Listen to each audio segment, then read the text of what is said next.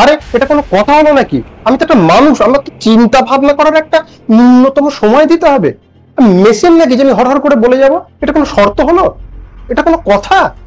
ঠিক এইভাবেই আমরা গণেশের কথা বা শর্তের এগেনস্টে রিয়াক্ট করতাম যদি গণেশ আমাদের সেই কথাই বলতেন যেটা ব্যাসদেবকে বলেছিলেন। ব্যাসদেবকে কি বলেছিলেন? ব্যাসদেব মহাভারত রচনা শেষ করার পরে ভাবলেন যে কিভাবে এটাকে আরো প্রচার করা যায়, ছাত্রদের কিভাবে শেখানো যায়। সেই সময় ব্রহ্মা এসে বললেন, দেখো বাবু, অত টেনশন করো না, গণেশকে বলো, গণেশ তোমার হয়ে লিখে দেবে, কোনো চাপ নেই, তুমি চাপ নিও না।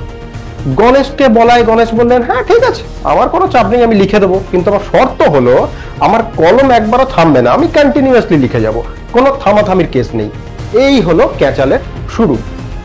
কিন্তু গণেশ ক্যাচাল করলে কি হবে? স্মার্ট থেকেও স্মার্টার বলে একটা তো বস্তু আছে।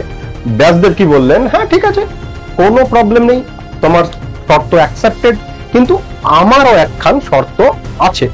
আমার শর্ত হলো যে আমি যে শ্লোক বলবো তার অর্থ না বুঝে বাপু লেখা যাবে না।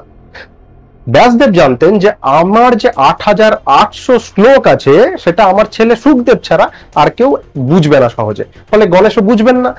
বোঝার জন্য থামতে হবে, সেই মুহূর্তে আমি ভেবে নেব নতুন শ্লোক।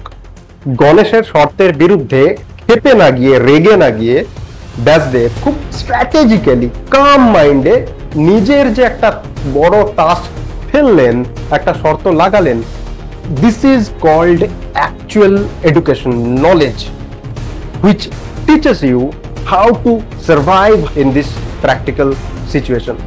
আমাদের পড়াশোনা হচ্ছে পড়ো, বমি করো, নাম্বার পাও, ওয়াও 90%, তারপরেই ঘন্টা নাড়ো, চাকরি পাচ্ছি না।